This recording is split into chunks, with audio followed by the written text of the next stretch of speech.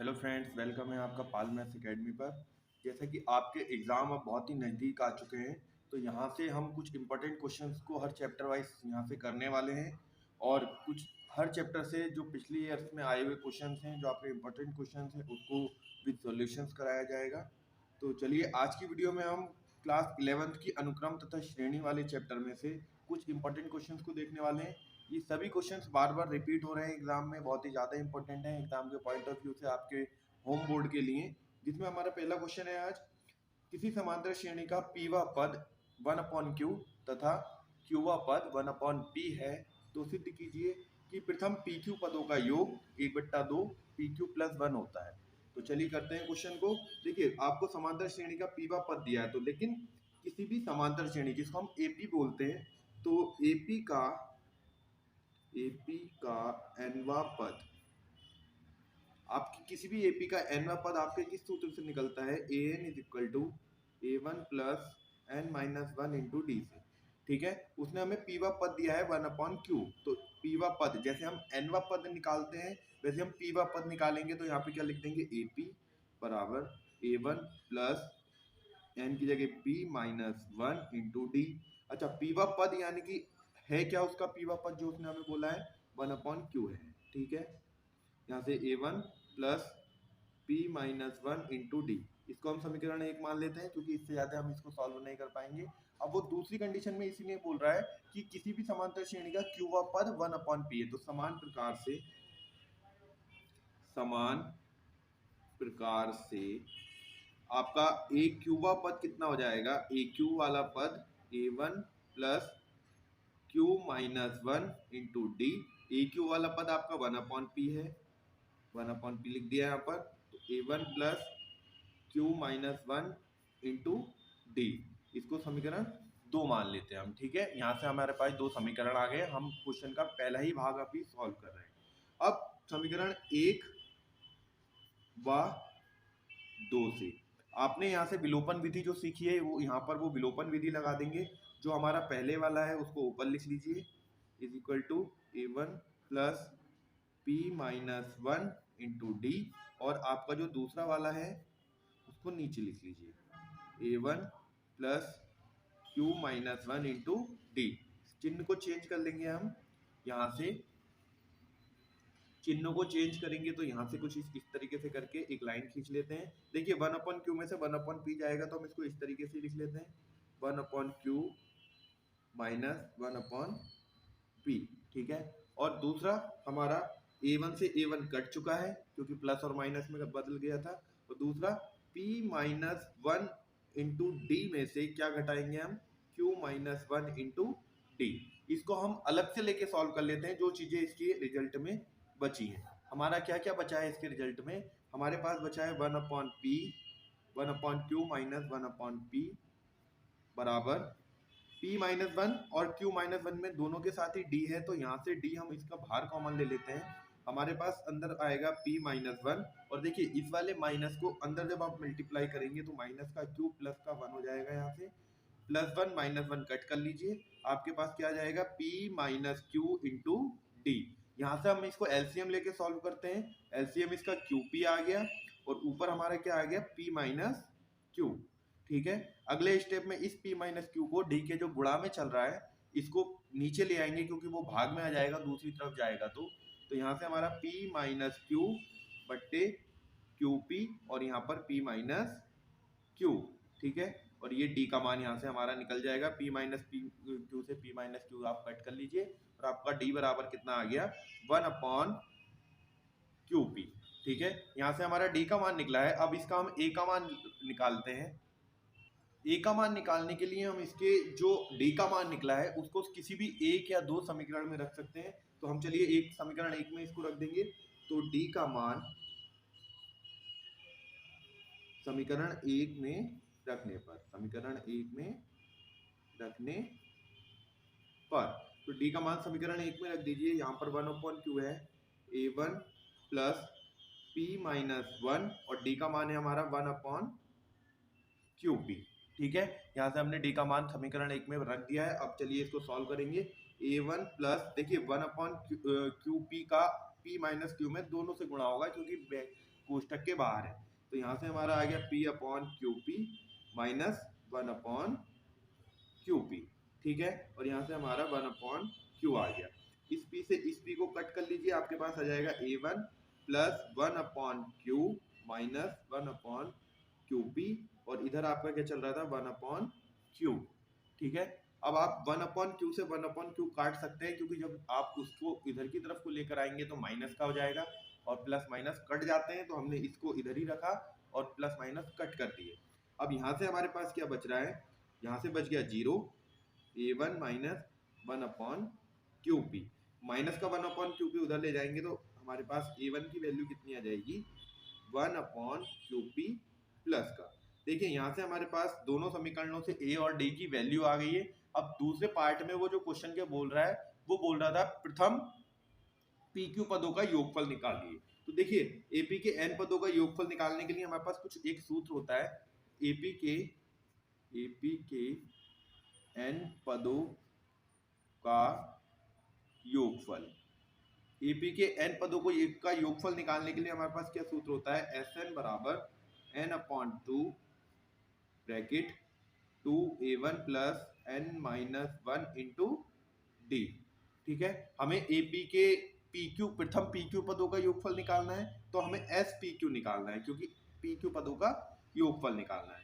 यहाँ से हमारे पास एन की जगह क्या आ गया पीक्यू बट्टे 2 इंटू A1 की वैल्यू कितनी आ रही है आपकी 1 अपॉन क्यू पी प्लस, और आपको पी क्यू पदों का योगफल निकालना है, तो n की जगह पी क्यू आ गया, और d की वैल्यू भी कितनी आ रही है 1 अपॉन क्यू पी, ठीक है। हमारे पास एक इक्वेशन आ गई है, इसको हम करेंगे अब सॉल्व। तो 1 पी क्यू अपॉन 2, देखिए ये हो गया हमारा 2 क्यू पी प्लस, हम इसको अंदर गुणा कर लेते हैं, तो यहाँ से आ गया हमारे पास 1, क्योंकि क्यू पी के नीचे क्यू पी आएगा कट हो गया, और यहाँ से आ जाएगा 1 अपॉन क्यू पी, ठीक है। अच्छा देखिए यहाँ पर 2 अपॉन क्यू पी है, यहाँ पर माइनस का 1 अपॉन क्यू पी है, तो यहाँ से हमारे पास कितना बच जाएगा, ये वाला तो 2 हमारे पास पहले से ही बचा हुआ है, ये वाला 1 जो हमारे पास पहले से बचा हुआ है, और ये 2 अपॉन क्यू पी है, इसमें से 1 अपॉन क्यू पी माइनस हो जाएगा, तो क्या बचेगा 1 अपॉन क्यू पी। आप इसको एलसीएम लेकर भी सॉल्व कर सकते हैं, ठीक है। अब यहाँ से हमारे पास कितना आ जाएगा, यहाँ से हम इसका एलसीएम ले लेते हैं पी क्यू अपॉन 2, एलसीएम लेंगे, यहाँ से हमारा क्यू पी एलसीएम आ जाएगा, और यहाँ से हमारा क्यू पी प्लस 1 हो जाएगा, और इस क्यू पी से इस क्यू पी को कट कर देंगे, तो हमारे पास कितना बच जाएगा 1 अपॉन 2, और क्यू पी को हम पी क्यू भी लिख सकते हैं, जो हमसे उसने सिद्ध करने के लिए बोला है, क्योंकि गुणा में आगे पीछे लिख सकते हैं। ये हमारा क्या हुआ, किसी भी एपी के प्रथम पीक्यू पदों के योगफल के लिए जो उसने बोला था सेम वैसा ही हमारा आंसर आ गया है। यहाँ से हमारा ये वाला क्वेश्चन बार बार पूछा जा रहा है एग्जाम में, सेक्शन सी और सेक्शन बी दोनों में बार बार पूछा गया है, तो ये इंपॉर्टेंट क्वेश्चन था। नेक्स्ट क्वेश्चन देखते हैं। सेकंड क्वेश्चन है हमारे पास, अनुक्रम 8, 88, 888 और फिर ऐसे ही 4 बार 8, इस तरीके से एक सीरीज चल रही है। उसने सीरीज का नाम नहीं बोला है हमें, ना गुणोत्तर श्रेणी, ना समांतर श्रेणी, ना कुछ, तो हमें इसका n पदों का योगफल ज्ञात करना है। तो n पदों का योगफल ज्ञात करना है, हमें अभी श्रेणी नहीं पता ये गुणोत्तर श्रेणी है या समांतर श्रेणी है। तो चलिए करते हैं इस क्वेश्चन को। इसके n पदों का योगफल दिया है, तो लिख देते हैं सबसे पहले दी गई श्रेणी, हमारे पास 8, 88, फिर 888, फिर 8, 8, 8, 8, ऐसे ही डेडेडेस इसके जो टर्म है वो बढ़ते जाते हैं, ठीक है। यहाँ से हम इसको क्या करते हैं, इसमें से 8 कॉमन ले लेते हैं, हमारे पास अंदर क्या बचेगा 8, देखिए सबका योग करना है तो इसको प्लस लगाकर लिख लेते हैं हम।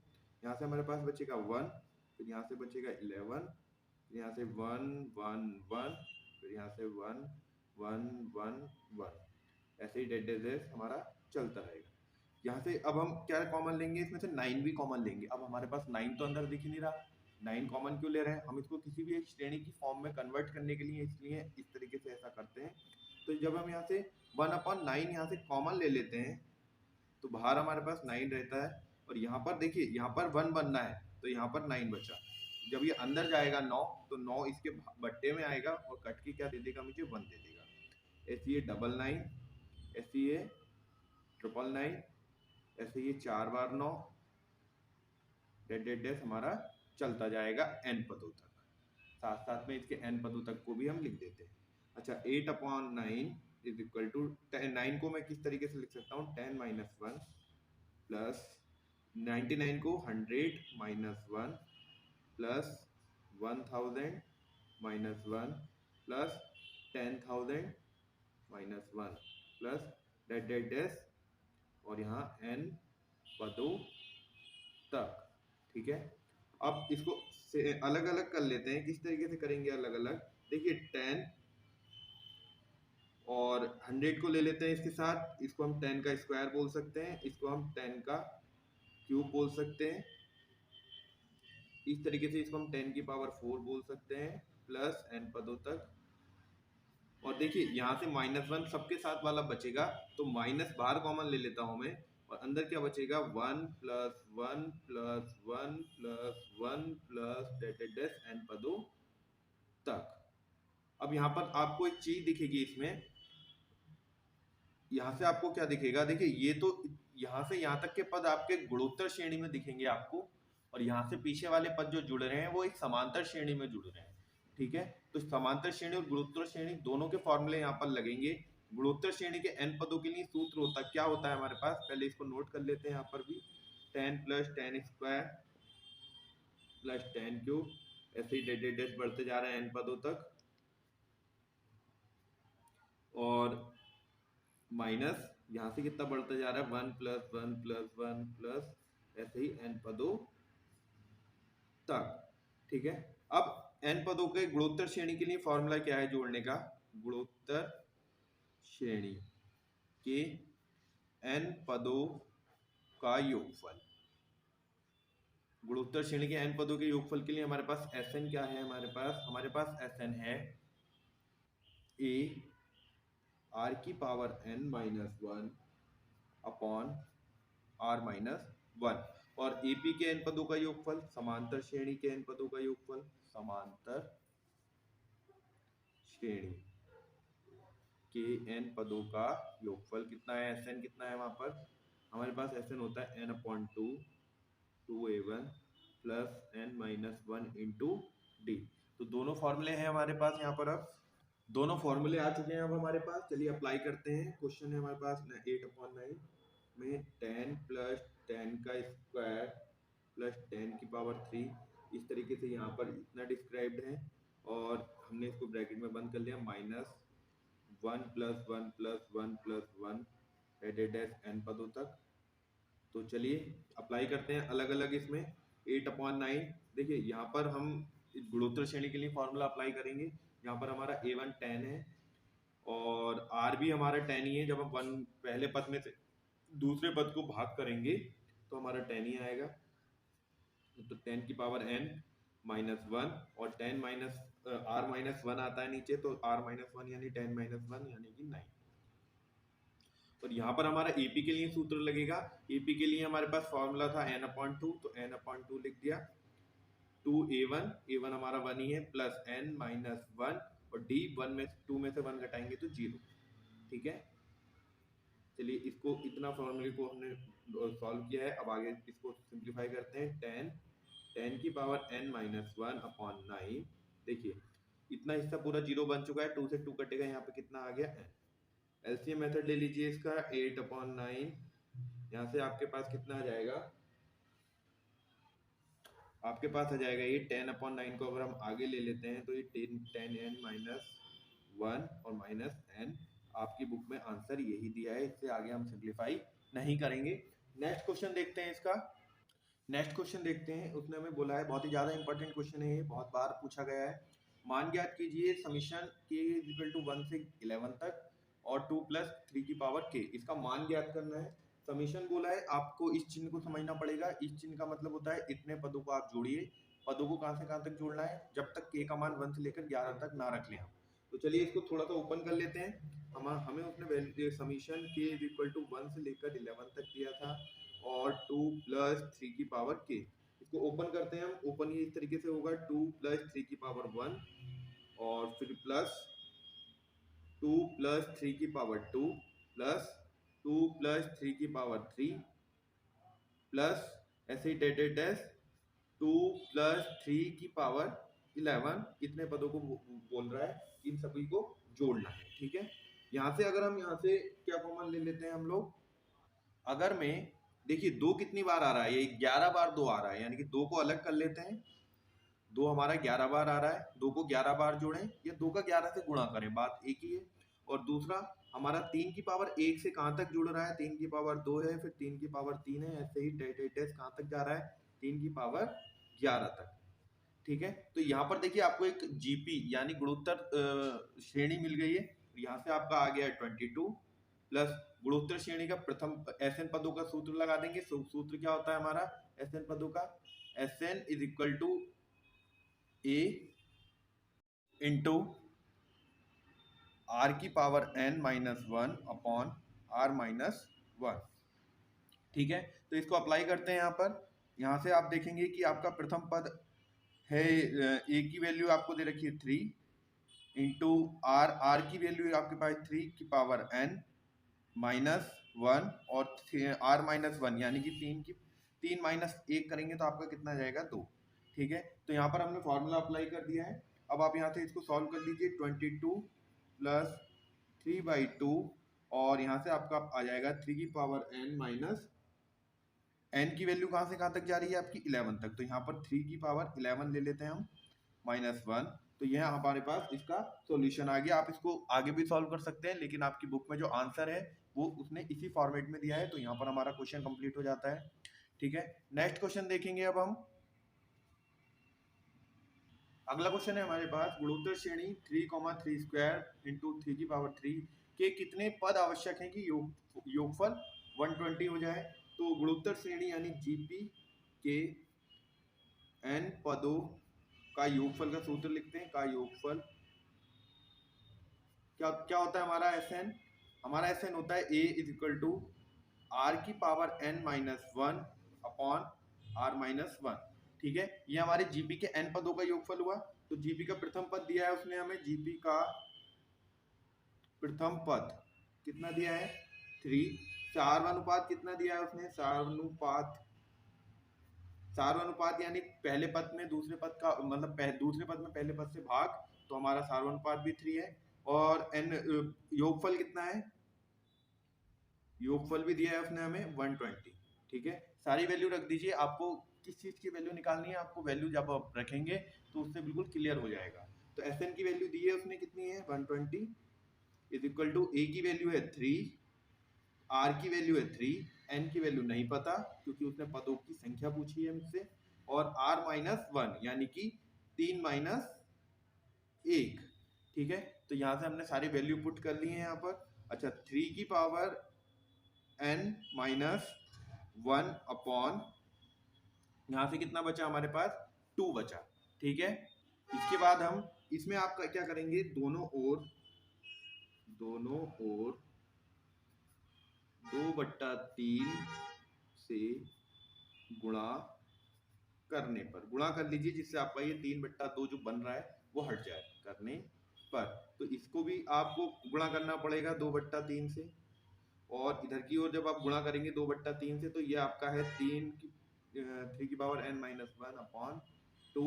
इसका गुणा आप कर रहे हैं 2/3 से, तो 3 से 3 कट गया, 2 से 2 कट गया, आपके पास बचा 3 की पावर n माइनस 1। और यहाँ से आपके पास क्या बचा, 3 चक्को 12 और 4 तियां 4 दूनी 8। ठीक है, यहाँ से आपका 1 माइनस का था, इधर आएगा तो 81 हो जाएगा, यहाँ बचेगा 3 की पावर n। अब इसके बाद क्या करेंगे, इसके बाद आप 81 को पावर्स में क्या कर दीजिए, कन्वर्ट कर दीजिए, यानी आप इसका एलसीएम निकालेंगे। और एलसीएम जब आप निकालेंगे तो आप इसको देखेंगे, इसको हम 3 की पावर 4 टाइप का लिख सकते हैं, और यहाँ 3 की पावर n है। तो यहाँ से हमारे पास n की वैल्यू कितनी आ जाएगी, n की वैल्यू आ जाएगी हमारे पास 4। ठीक है, यानी देखिए हमारे पास एक सूत्र होता है, हमने जो घातों वाला सूत्र था वो यहाँ पे अप्लाई किया है। हमारे पास सूत्र होता है, अगर a की पावर n है और b के दूसरा हमारा क्या क्या होता है, और दूसरा a की पावर अगर 4 है, तो अगर आधार एक जैसे हैं तो पावर बराबर, यानी कि n बराबर 4 यहाँ से इस तरीके से हम लिख सकते हैं। तो हमने इसी चीज को यहाँ पर अप्लाई किया है। नेक्स्ट क्वेश्चन देखते हैं हम। नेक्स्ट क्वेश्चन है हमारे पास, n पदों का योग ज्ञात कीजिए यदि आपकी एक जो श्रेणी है वो कुछ इस तरीके से दी है। आपको इन सभी को जोड़कर n पदों तक इनको अगर जोड़ें तो इनके n पदों का योगफल ज्ञात करना है। तो चलिए हम पहले इसके nवें पद का अंदाजा लगाते हैं इस तरीके से क्वेश्चन में। तो देखिए आप इसका nवां पद कैसे चल रहा है, यहाँ पे 1 है, फिर 2 है, फिर 3 है, इस तरीके से एक एक करके बढ़ता जा रहा है। अच्छा, इसके बाद वाला कैसे चल रहा है, इसके बाद का जस्ट अगला नंबर, यानी एक यहाँ है तो यहाँ 2 है, यहाँ 2 है तो यहाँ 3 है, यहाँ 3 है तो यहाँ 4 है। ठीक है, तो हमें इसका nवां पद निकालना है। तो दी गई श्रेणी का nवां पद, तो दी गई श्रेणी का nवां पद अगर मैं अपने एक फॉर्मेट को बनाऊं तो अगर पहला पद n है तो जस्ट उससे दूसरा पद क्या है, n+1 है। यहाँ पर मैं n का मान अगर 1 रखूंगा तो मुझे ये वाला टर्म मिल जाएगा, 2 रखूंगा तो यहाँ ये वाला पद मिल जाएगा, और ये 3 रखूंगा तो ये वाला पद मिल जाएगा, ऐसे ये बढ़ता जाएगा। ठीक है, तो ये हमारा दी गई श्रेणी का nवां पद हो गया। ठीक है, अब इनको जोड़ देते हैं। सबसे पहले इसको सॉल्व कर लेंगे, n² + n हो गया श्रेणी के n पदों का योगफल, श्रेणी के n पदों का योग। तो चलिए श्रेणी के n पदों का योगफल निकाल देते हैं। श्रेणी हम सपोज ये हमें Tn है, तो Tn के n पदों का योगफल हमें n = 1 से कहाँ तक रखना है, n तक रखना है, = तो यहाँ पर भी 2 है तो यहाँ पर भी समीशन लग जाएगा, n = 1 से लेकर n तक n² में, और समीशन n से लेकर 1 तक n में। ठीक है, तो दोनों में लगा दिया है। हमारे पास जब हम चैप्टर को पढ़ रहे होते हैं तो वहां पर एक मान होता है समीशन n² का। तो समीशन n² का मान क्या होता है, n+1 2n+1 अपॉन 6, और ऐसे ही समीशन n का मान होता है हमारे पास n+1 अपॉन 2। तो हमने दोनों के मान यहाँ पर पुट कर देने हैं, और हमारे पास ये मान कहाँ से आते हैं, जब हम अपनी एक्सरसाइज कर रहे होते हैं तो ये मान हमारे कॉमनली हमें दिए होते हैं उस चैप्टर में। और इसको डिस्क्रिप्शन में अगर आपको देखना है तो आप क्लास 11th की जो मैंने आपको चैप्टर कराया है वहाँ पर जाकर प्लेलिस्ट में जाकर इस चैप्टर को आप समझ सकते हैं। मैं यहाँ पर सीधे मान यूज कर रहा हूँ क्योंकि हम यहाँ पर इंपॉर्टेंट क्वेश्चंस की सीरीज देख रहे हैं। यहाँ से अब आप क्या कॉमन लेंगे, अब आप यहाँ से कॉमन ले लीजिए n+1 कॉमन ले लीजिए, और अपॉन में क्या कॉमन ले लीजिए, 6 कॉमन ले लीजिए। तो आपके पास अंदर क्या बचेगा, देखिए n+1 अपॉन 6 यहाँ से पूरा चला गया तो यहाँ बचा 2n+1। ठीक है, अच्छा यहाँ पर आपका क्या बचेगा, यहाँ पर तो 6 था ही नहीं, तो अब आपको यहाँ पे 2 बनाना है। तो यहाँ पर 2 बनाना है तो यहाँ पर आपका क्या बचेगा, यहाँ बचेगा आपका 3।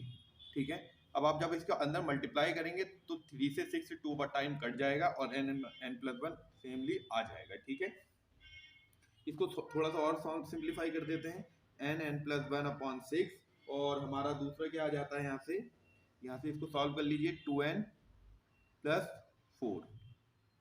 ठीक है, यहाँ से हम इसको इतना भी छोड़ सकते हैं और इतना नहीं छोड़ेंगे तो हम इसको आगे सॉल्व करके इसके बाय रूट से इसको मल्टीप्लाई भी कर सकते हैं, और इसके बाद इसको यहाँ तक भी छोड़ सकते हैं। ठीक है, तो आज हमने इसके 5 बहुत ही मोस्ट इंपोर्टेंट क्वेश्चंस किए थे। सभी क्वेश्चंस आपके बार बार पिछले एग्जाम प्रीवियस ईयर के एग्जाम में आए हुए हैं, तो आप इनकी प्रैक्टिस बहुत अच्छी तरीके से कर लेंगे।